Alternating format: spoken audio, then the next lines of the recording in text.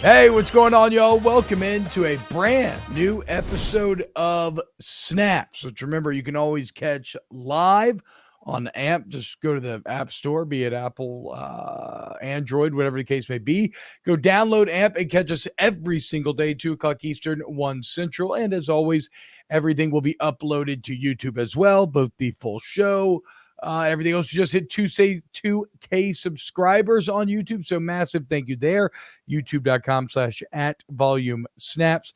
And of course, if you listen on Apple or Spotify, just rate it, review it. We thank you. We thank you. We thank you. What we could talk more at the end, maybe about the where the show is going, but we got some massive news to break down today. Aaron Murray, what's up, man? How you doing? Doing good. Happy Monday to everyone, regardless of where you're listening at. I do apologize. I was looking at some of the comments from last week. T-Bob and I were on vacation as we were doing some shows. And I swear both times I'm trying to do shows, my wife is cleaning up toys at one time.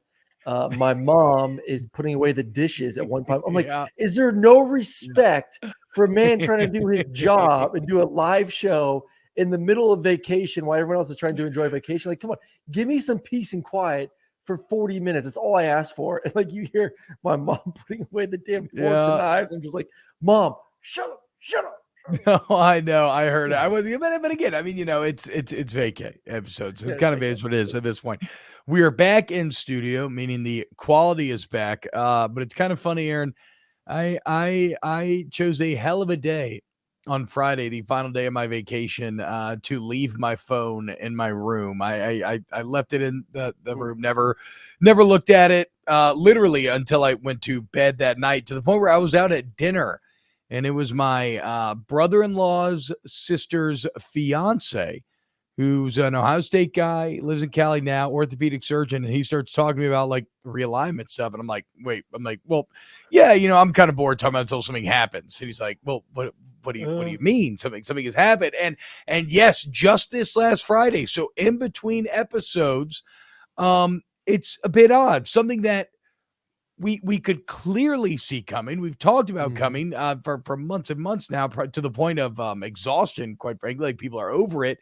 It came to pass. The 4 corners all approved and chose to leave and join the Big 12. Of course, that's Arizona, Arizona State, Colorado, and Utah. And Oregon and Washington chose to pack up and follow USC and UCLA to the Big Ten. And look, you can get into like the reasons why and the actual numbers of the Pac-12 contract and everything. And I'm sure we're going to get into all of that at some point. It's going to be a very wide-ranging conversation today. And in many ways, it'll be kind of our magnum opus on realignment. But I want to start here, Aaron, because to me, sometimes in life, and we've seen this a lot, it's like knowing something's going to happen and then actually experiencing it can call up some complicated emotions.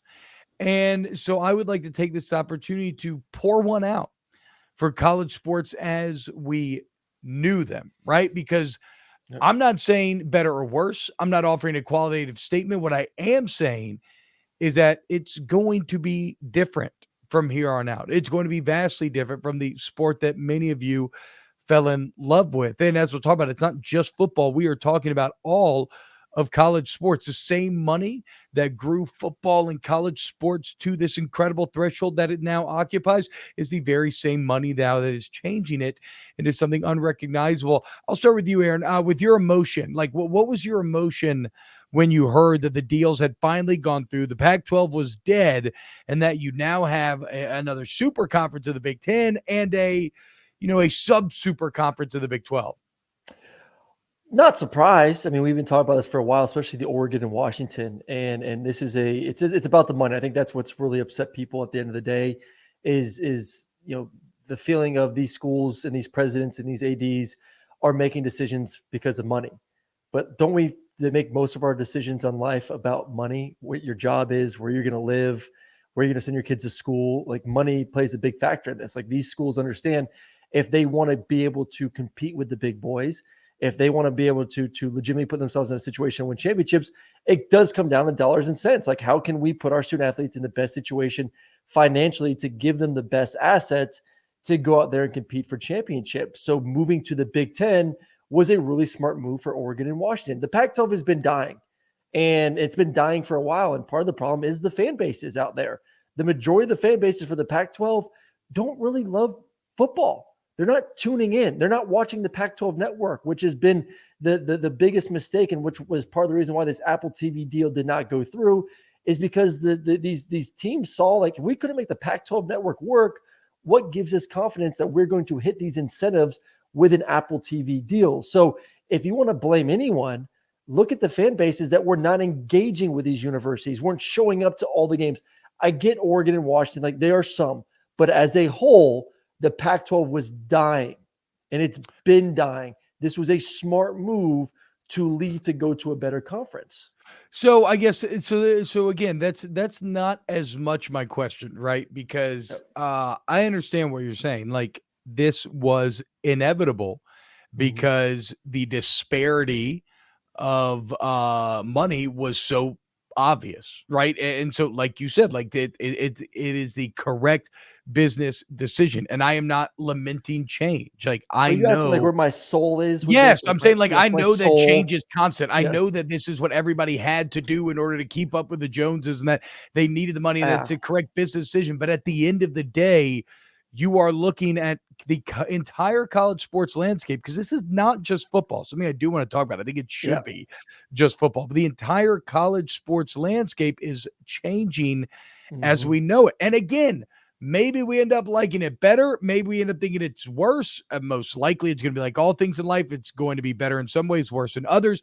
But the point is, it, again, objectively, unequivocally, it will be different, Yep. vastly different. And so, yeah, there is, you've lost some of the college football mystique. Like, my heart hurts a little bit for when I used to think about the ideas of these sort of regional champions emerging from their corner of the college football world and then meeting in this clash, this playoff tournament to Yep. try to determine who would be number one. And it was kind of like a strange man in a strange land sort of thing. I always used to think about like playing like a Washington or a USC as an SEC school. It was like all of a sudden some giant group of people just showed up on the horizon that you had never seen before, and you had to do battle with them. A lot of that mystique is now gone. A lot of the quirkiness, it's all going to be more homogenized now. It's all much more NFL light, which leads to higher quality football, but Yep. less weird football. I see. That's what, to me, I'm more excited about college football going forward, and I get the whole, you get comfortable with where you are, you get comfortable with the regions and how that plays, and the travel and the natural rivalries that get born. I'm more excited because I kind of look at it as, I think there's going to be better football at the end of the day. Like, yes, you're going to have to, some new rivalries are going to form, and those will take time. It's hard to replicate something that's been going on for some of these teams for centuries. And not saying all the major rivalries are just going to disappear. Oregon and Oregon State can still play each other. Washington and Washington State can still play each other. Like, yeah, you may miss a couple of these Pac-12 games that you're used to seeing, or Big 12 games that you're used to seeing, but the core ones can still stay alive. You can still play out of conference games. Not like we're saying that, hey, you're only going to play a Big 10 conference schedule or a Big 12. Like, you can still play your top rival if you both can figure out a way to do it. Oklahoma State obviously decided not to continue that rivalry, which is really not a rivalry because Oklahoma's dominated, but there was an opportunity to continue that rivalry if both schools wanted to do so. I still look at this as a fan of college football. What do I want? I want to be entertained, and I want the best product possible. And I think going forward, we're going to get better football games week in and week out. And to me, that is a win for college football. I think it's hard to argue against the quality of games going up on the whole. I think some of these matchups that seem sexy early on will lose a bit of their luster, right? Like USC, Ohio State is really cool right now because it only happens in the Rose Bowl and it only happens every so often, right? All of a sudden, when they're playing every other year or whenever it's going to be, it's not going to mean as much. Will it be great football? Yes, you'll have two great Yes. teams going against one another. But again, I think you will get some maybe lack of return on investment there. Okay. So look, as sad as I may be about some of the mystique being lost. I do kind of comfort myself, and I feel like a lot of it is almost retained in the Big 12. That like while the SEC and the Big 10 especially start to feel more and more like I said, like NFL light, that in the Big 12 you do have this very odd collection of teams from kind of the West Coast, Southwest type of area, and that maybe that's where some of that like Pac-12 after dark spirit tends to live on. But I want to look outside of football because yes, for football, it's like you said, Aaron, it's probably a good decision. We're probably all going to love it. I don't think this makes any fucking sense for any other sport. Like it is the height of absurdity to me, and I hate that these other sports had to get caught up in football because the contracts that we talk about when we talk about the $1 billion deal the Big Ten signed or the $800 million deal the SEC time, it's for football. It's not for these other sports. And so I agree with Eli Drinkwitz when he says, my question is, did we count the cost?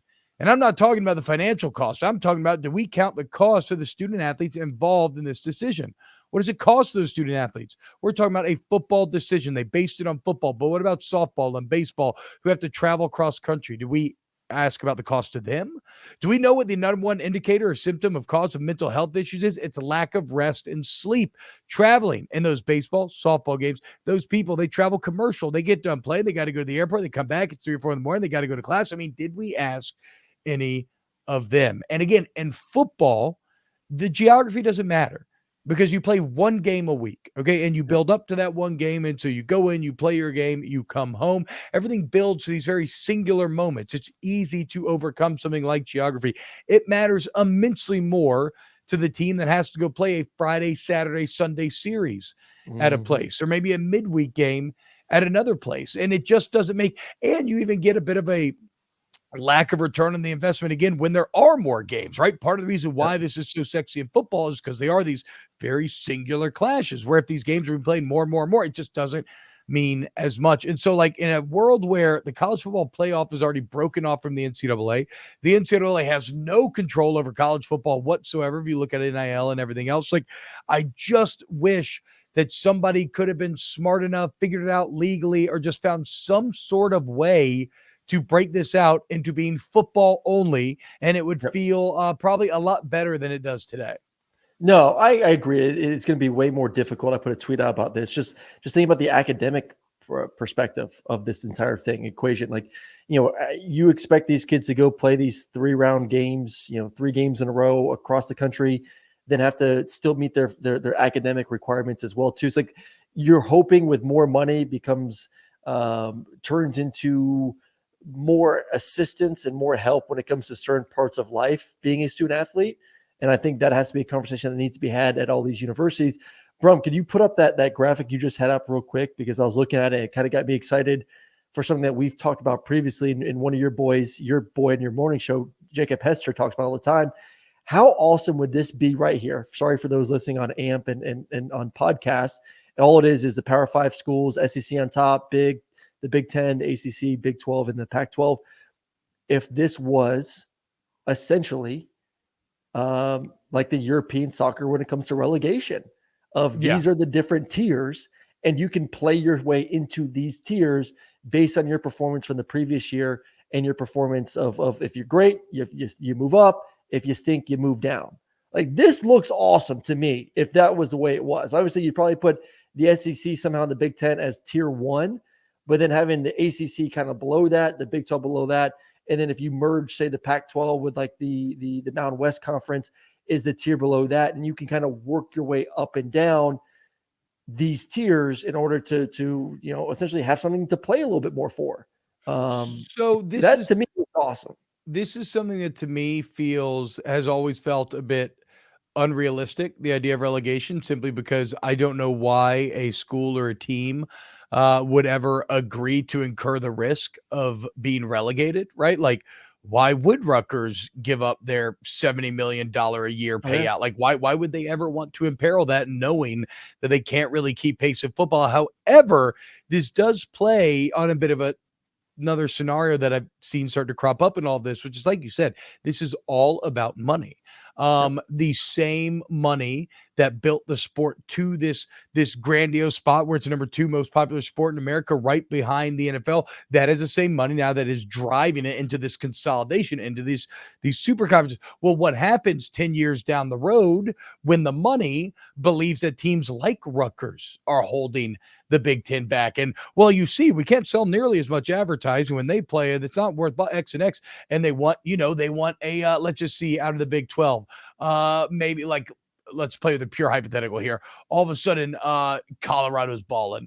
They're packing the stadium. We'd much rather have Colorado in the Big Ten than we would Rutgers.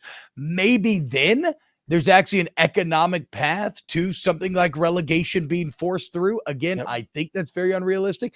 That would be incredibly exciting.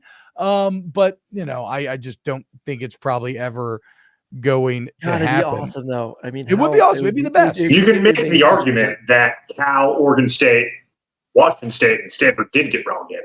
Well, and the shitty part about that, though, is Oregon State's fucking good.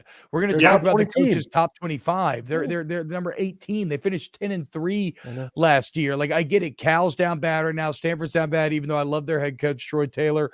Washington State was actually up last year, so it's not entirely fair to them.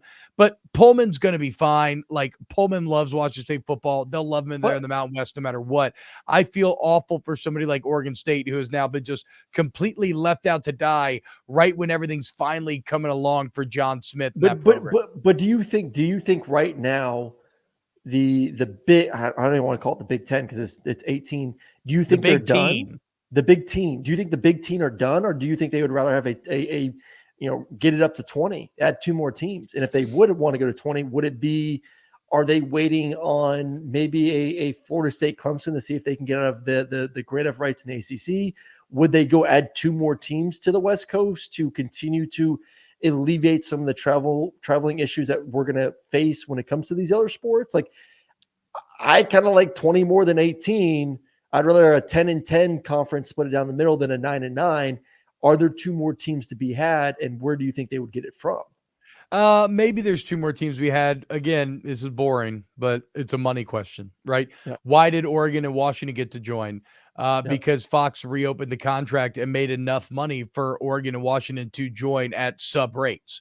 Remember, they're not going to get full payouts. We talked about this. Like, hypothetically, how do you add teams without affecting, why would schools agree to it if it's going to affect their payouts? Well, they managed to go back to the negotiating table, open enough money, and I think it's through like 2030, they'll get lesser payouts than the other schools will. However, at that point, they'll be up for another TV contract, and maybe then you could see like a bump to 20 or something along those lines, Aaron. But at that point, they'll also become full members getting full payouts. So maybe, I guess, but I don't know that I see Oregon State or somebody else moving the needle in the same way, perhaps like a Florida State, one of those Southern schools for a Fox.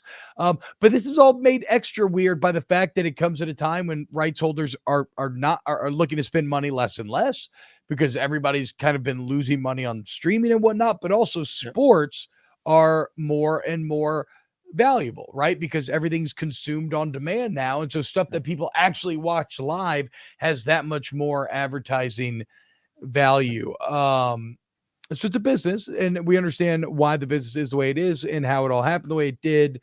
But I do think it's pretty fascinating, Aaron, from a narrative standpoint. And what I mean about that, if you just look at this like a story, like you were reading a book or something, it's incredible drama.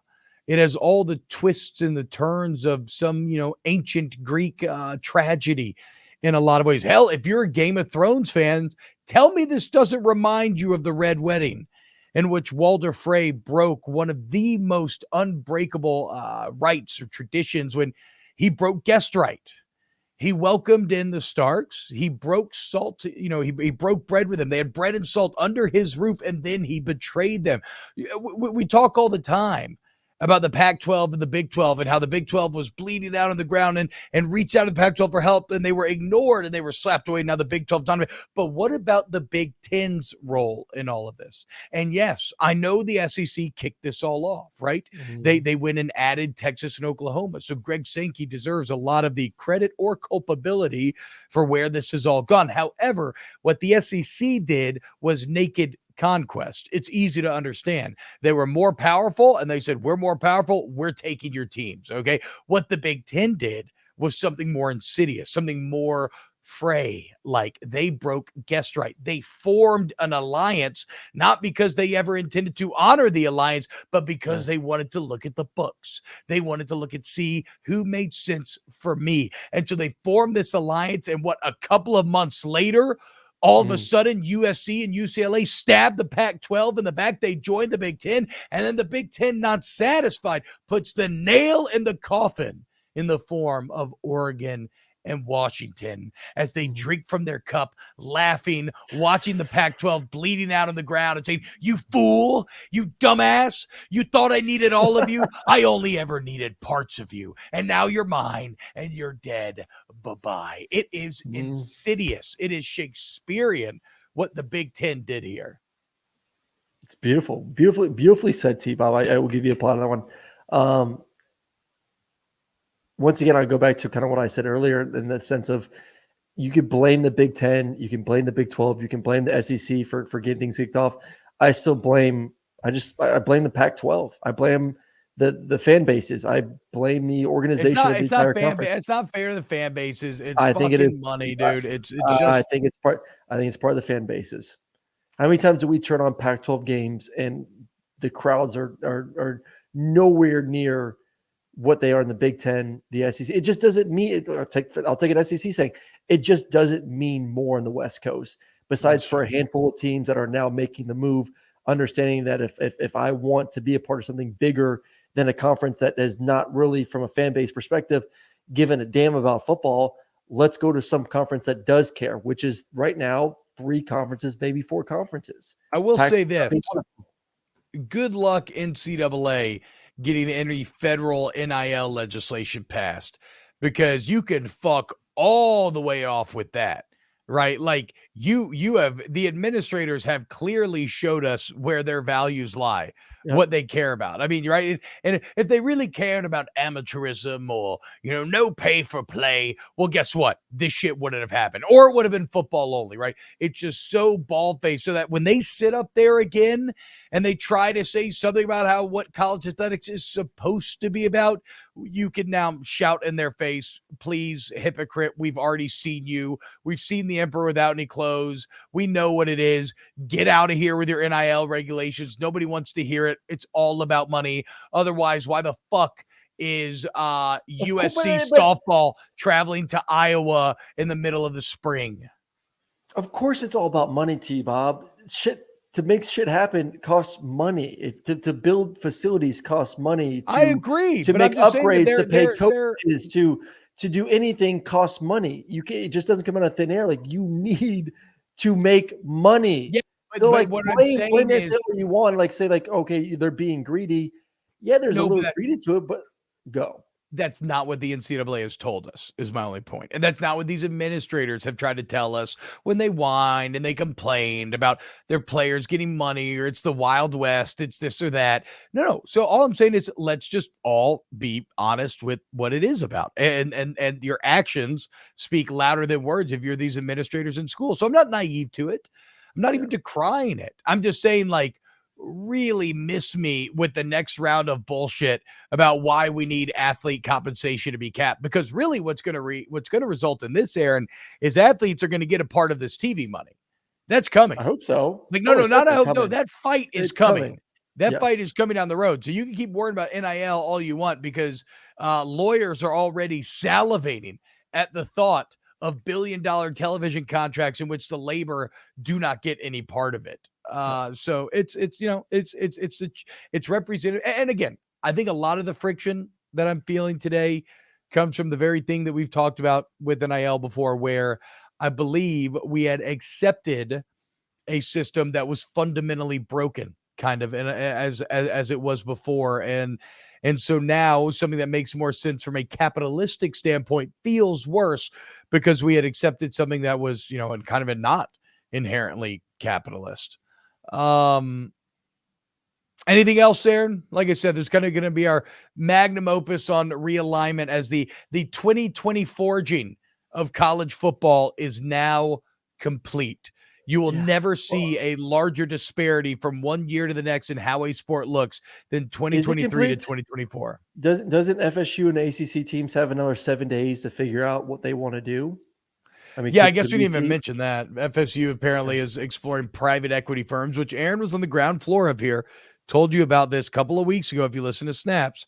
Private equity firms to figure out ways of basically floating FSU the money to get out of grant of rights deals, so in the long term they too will be taken care of.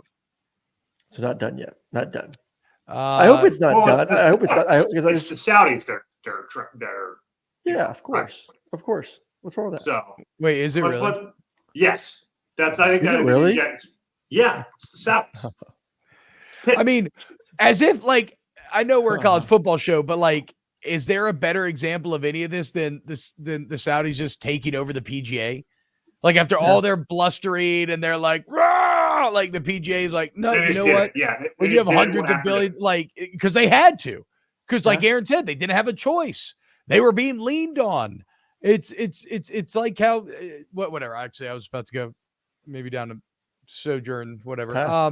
The point is, yes, money rules all. It always has. And so the same way that the PGA had to capitulate, sure, FSU take the money, do whatever you got to do, get in the SEC, and then everybody will be happy. I mean, if I'm the ACC, I'm shaking a bit right now. Because if the Pac-12 can die, you can certainly die. And you actually arguably even have less to offer. Now, I guess this would be a counterpoint that the ACC probably has more fan buy-in, like you're talking about, Aaron, but purely on the football field, they do not have a lot to offer right now. Let me just pull them up. Obviously, Clemson, Florida State's back a little bit. UNC's pretty good, and you got Pittsburgh's basketball. Had moments. Virginia Tech historically is being good. I know they're kind of in the dumps right now, so we'll see. Still don't even remember their new head coach's name. Makes $5 million though. Makes $5 million though. Good for him. No, I mean, but 3 years ago we were saying the same thing about the Pac-12. I mean, Pac-12 is just they've hit gold unfortunately at the wrong time, which is kind of when they're dying. They finally figured it out. Yeah. The ACC still has really good some good traditional teams that to me aren't necessarily dead. They're just kind of lying in the weeds, kind of sleeping a little bit right now. So I still think it's a good it's a decent conference for football. It's never going to be the SEC. It'll never be the Big Ten, but it still has some pretty good pieces. Like we talked about with the Big Ten kind of picking what they want from the Pac-12. There's some good pieces that every conference is going to want a piece of, especially some good markets too. Yeah, so I mean, but then what if the SEC cherry picks a couple? Like, what happens to the ACC? Do they survive? No. Do they get picked apart as well? I think if you lose Clemson, Florida State, and say the Carolinas, I think it's done. And by the Carolinas, do you mean Duke in North Carolina, or what are you talking about? I think NC State in Carolina. And what and Duke? What? Nobody wants Duke. Nobody wants that basketball brand. Pretty good football team, 9-4. I'm not saying no one does. I'm just saying what would be the final dominoes, kind of like the Pac-12, where all of a sudden, Oregon and Washington left. Then all of a sudden the other schools were like, holy crap! Like maybe we need to go revisit this Big 12 thing, and we better sign a deal now. Like the final tipping point would be if 4 schools leave. Then everyone else would then really be like, okay, time to jump off board, time to find our new home. Now, I'm not saying that they would be left like Oregon State and Cal, kind of holding the bag. I'm saying they would start to really look at finding a new home themselves. Alas, we shall see. Again, don't get me wrong. I'm here for it.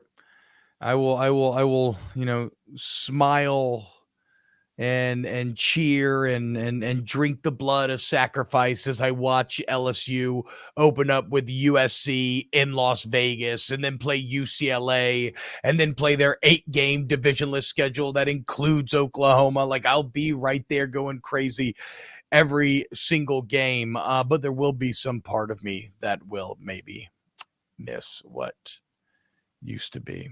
Yeah, the Pac-12 this year is, to go back to the Red Wedding, it's like when they chop off Rob Stark's head and then they kill his direwolf and they sew the direwolf's head on his body and they like put him up on the horse and he's like riding around and it's like, this awful puppet, this like meat puppet. That's basically the conference this year. They look scary, they look impressive, but they're a dead man walking. They are as true of a zombie as you can find in sports. All right. Right before the show started, though, today, and that'll do it. No more realignment talk until actual news breaks. If something like a private equity firm does something official, we will do a slight mention on it. We will not spend time in it. I kind of feel as if that is the Snaps magnum opus to realignment. I hope you're happy, Aaron. I know you have been clapping and cheering louder than most, yelling in the streets for the blood of the Pac-12, and it appears you've finally gotten what you've wanted. Yep, I appreciate it. I'm excited. Death to the Pac-12. College football is a better day. Wow, unbelievable. So right before the show, though, a new poll dropped. That's right. Who doesn't love poll talk when it comes to college football, especially preseason poll talk, the most ridiculous of all poll talk, as Brett McMurphy drops, or not Brett McMurphy, that's where I saw it first. But the coaches preseason poll has officially dropped. We'll use our guy McMurphy because he's the best. But number 1, your UJ Bulldogs, no surprise there. Number 2, Michigan. Okay, Wolverines getting the respect they deserve. Number 3, Alabama. Number 4, Ohio State. I kind of feel like that top 4 is a grouping unto itself, right? Those are all the regular customers. I would put Georgia, Alabama, and Ohio State in the benefit of the doubt club, which is where I don't give a fuck who you lost, what coaches you lost, what players you lost. We're putting you in the top 4. Michigan has bullied their way, or I don't know if they bullied their way in the benefit of the doubt club, but they've definitely bullied their way with all their returning production and how good they were the last couple of years into being like, yes, they too should be in that top tier. So I kind of have that as tier 1 in my mind. And then the tiers and the teams behind them form up like a tier 2. You know how I feel about Alabama. I don't think Alabama is a top team. I think LSU is the better team heading into the season. So, I mean, if I was doing my poll today, I would have LSU ahead of Alabama. I would still have Georgia, Michigan 1, 2. I love those two. I do think they're the best 2 teams in the country heading into the season. I'd probably put Ohio State at 3. I'd put LSU at 3, Ohio State at 4. You would just flip LSU. You would just flip LSU and Alabama. Flip right LSU now, LSU's at 5. I would flip LSU and Alabama right now. Yes. So you got LSU 5, USC 6, Penn State 7, Clemson 9. What's interesting to me about those teams, Aaron, is they all feel like teams that are trying to break in, right? They're trying to break into that top tier. LSU under Brian Kelly feels like maybe here in year number 2, they could really prove, look, year 1 was solid, but LSU's ready to be championship relevant every single season. Same thing with Lincoln Riley and USC. Same thing with Penn State. In the Big Ten, only losing to Michigan and Ohio State. Well, now they got their quarterback. They got Drew Allard. Will they break through? Again, same thing with Florida State. After starting the year 3-3, they end on an absolute tear. They win 10 games. Jordan Travis looks great. They're recruiting their ass off. Mike Norvell looks like he has that team on the edge of being championship relevant. And then Clemson obviously has been there and is trying to get back there. So I got the top 4 as my tier 1, and then I cut off my tier 2 at Clemson right before number 10, Tennessee. Yeah. I love Florida State ahead of Clemson. I think Florida State wins the ACC. I think Clemson's going to be a team that will be outside the top 10 when it's all said and done. I do like your tiers here, but I think Washington is a top 10 team. I don't know if you feel the same way. I like Washington a little bit ahead of where they are right now. I think there's 2 teams in there that are in their positions because of the brand, and that's Alabama and that's Clemson. So you don't think Alabama should be in the top 10? No. I'm just saying in their positions inside the top 10. Once again, so I think you would flip Clemson and Washington. I'd flip Clemson, Washington. Washington's yes. at 11 for those listening at home. I would get Clemson outside of the top 10, flip them with Washington. And I do like Washington ahead of Tennessee too. So after Clemson, you kind of get into faith. Yeah. Well, I was going to say after Clemson, you kind of get into the prove it tier, right? Yeah. And granted, Florida State could probably exist in either one, but Tennessee prove that last year was not an anomaly, that Josh Heupel can do this, spanning multiple quarterbacks, spanning multiple years. Washington, same thing. Was last year just kind of catching lightning in a bottle to go 11-2 and put up all the crazy numbers you did? Did you just play bad pass defenses like some will tell you? Or under Kalen DeBoer, are you going to be that legitimate threat? Texas, prove anything. Texas, prove one fucking thing. Texas coming in at 12. I love that they're not in the top 10. Just prove one thing. Prove that you can go 10-3. Okay, just prove that Steve Sarkisian can win double-digit games, and then we'll give you a pass. Notre Dame at 13. They're looking to prove themselves under Marcus Freeman, post Brian Kelly, where, look, if you look at the last few coaches before Brian Kelly, they were awful. So there's a lot of pressure on Freeman to prove that he can keep this train running. And it's probably not fair to Utah to be put in the prove it tier, but here they are. I mean, I would keep this. You got Utah 14, Oregon 15, TCU 16, Kansas State 17, Oregon State 18. Yeah, I would go all the way down here to Oklahoma at 19 for the prove it tier, because even Kansas State and TCU, despite being really good, continue to not get a lot of national belief. Yeah. One team at the bottom of the list I do like. I feel like I just love teams in Texas, I guess.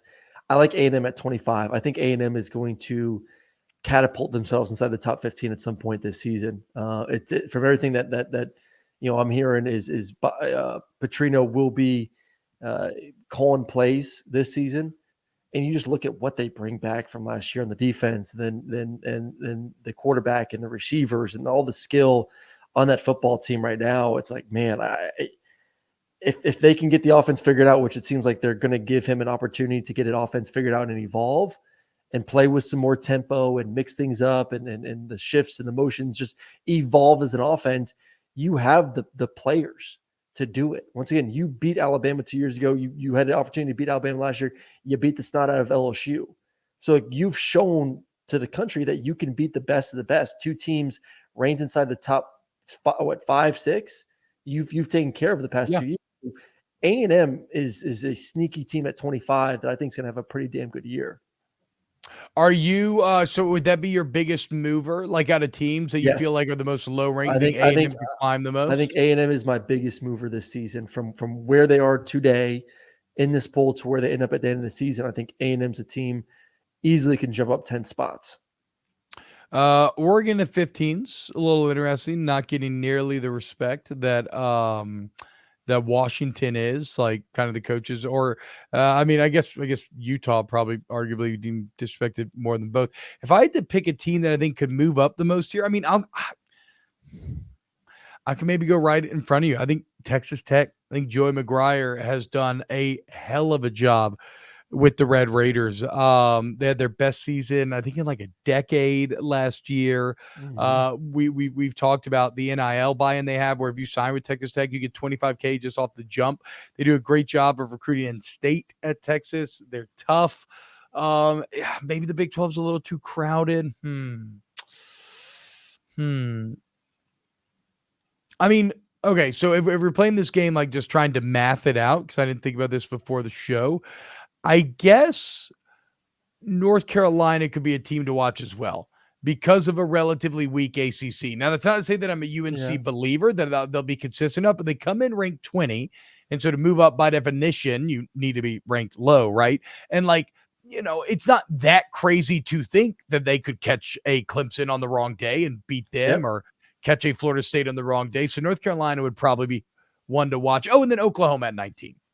Oklahoma should be better than 19. Like, that's on Brent Venables. Brent Venables needs to prove that Oklahoma will be better than 19. They have way too much talent to be ranked around the teams. Like, go look at their blue chip ratio compared to Kansas State and Oregon State, who are right ahead of them, and North Carolina and Wisconsin, who are behind them, and it's not close. So that could be one as well. Do you have a most overrated on this list, Aaron, before we go? Most overrated on the list, I still think Clemson. I know I said I'd flip them with Washington, but I think you're going to see a Clemson team that ends up somewhere closer to 15 when it's all said and done, which isn't, I guess, a massive drop. But when it comes to Clemson football and where they've been over the past decade, kind of losing control of the ACC, Florida State on the rise, and we'll obviously see what Miami does this year as well. To me, we've talked about Dabo a little bit, maybe not being in touch with this new college football. I think if Florida State continues to do what they're doing on the recruiting trail, you see they're dominating. If they do win the ACC, say North Carolina and Miami also have good years, and Clemson's just good, not great, like a 9-3 team, I think that's a massive blow to that brand. Yeah, I think Texas at 12 is certainly someone to watch because, of course, move into the top 10 probably, right? I mean, look, dude, you and all your little horny Longhorn boys can continue to try to push that narrative. I hate to say this because I like the team, like I do, but Florida State at 8 is interesting because they're very good. Very good. But they did start 3-3 last year, and that's with an LSU win. If you lose to LSU this year, maybe some stuff goes awry. Like, I could see a world where Florida State tumbles, although I wouldn't put money on it. I wouldn't put money on them on the under or anything, but I could see it. So there it is, your top 25. Shout out Tulane as well, sneaking in at number 23. Ole Miss 22, Wisconsin 21. Luke Fickell, how about that? Aaron, have a great day, man. You too. I want to say too, thank you for everybody. Again, sorry that no more YouTube Live, but download AMP and you can catch us live there every single day, Monday through Thursday. As always, subscribe to youtube.com/@volumesnaps. That's where you can get all of our content that we do. If you just Google Snaps Podcast, you can find it on Apple, Spotify. Rate it, review it, share it with your friends. Help us grow the show. We love doing the show with you. And look, since we no longer will be fielding like questions in the YouTube chat, any questions, comments that you have, leave them on the videos below, and we will go through all the comments and we will log the best ones. We're still kind of workshopping exactly what it looks like, maybe like a mailbag section, maybe like a question of the day, but just anything you want to say, get them in those comments, which also does help your boys out, helps drive the algorithm, and we can address them on the show. So a massive thank you for sticking with us. Continue to subscribe, share with your friends. And a huge thank you to Pat Gunther, Ryan Brumley, Danny Cardenas, Chris Tran, and Adam Gracia. Thank you to Aaron Murray. And as most of all, thank you to the listeners and the Volume and app for having us here.